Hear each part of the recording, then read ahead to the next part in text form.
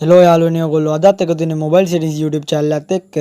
ඉතින් අද මම ඔයගොල්ලන්ට ගෙනල්ලා තියෙන්නේ ChatGPT එකකින් logo එකක් හදාගන්න විදිය ගැන.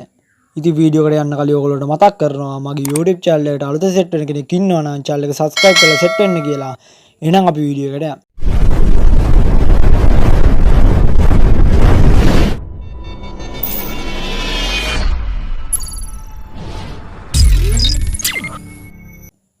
ඉස්සෙල්ලාම ඔයගොල්ලෝ ChatGPT open කරගත්තට පස්සේ මම කලින් වීඩියෝ එකේ දීපු විදිහටම ඔයගොල්ලෝ ChatGPT එකේ මැසේජ් කරන තැනට ගිහිල්ලා වෙලා මේ විදිහට මැසේජ් එක යවන්න ඕනේ.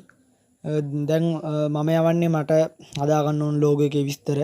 ඉතින් ඕගොල්ලෝ මේකට දා ගන්න ඕනේ. ඕගොල්ලෝ logo එක හදා ගන්න ඕන විස්තර ටික. ඉතින් මේ විදිහට මම ඉස්සෙල්ලාම type කරගන්නවා.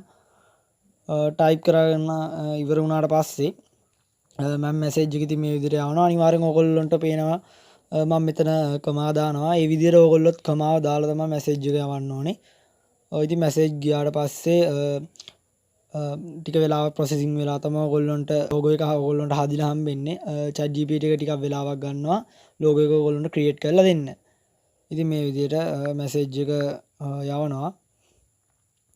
හරි ඉතින් මේ විදිහට මැසේජ් එක යවුවාට පස්සේ මේ විදිහට ටික වෙලාවක් processing image කියලා මැසේජ් එකක් වැදලා ChatGPT එකෙන් process වෙනවා. හරි ඉතින් මේකට ටික වෙලාවක් යනවා process වෙන්න.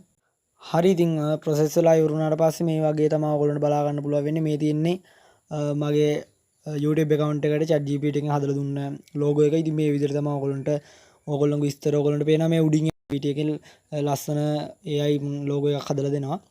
ඉතින් මේක තමයි ChatGPT එකේ logo එකක් හදාගන්න හරිම විදිය. ඉතින් වීඩියෝ එක හොඳයි නම් වීඩියෝ එක like එකක් දාන්න. අලුතෙන් set වෙන කෙනෙක් ඉන්න channel එක subscribe කරන්න. යාළුවන්ට බලන්න share කරන්න. එහෙනම් අතට මම ගිහින් එන්නම්. goodbye.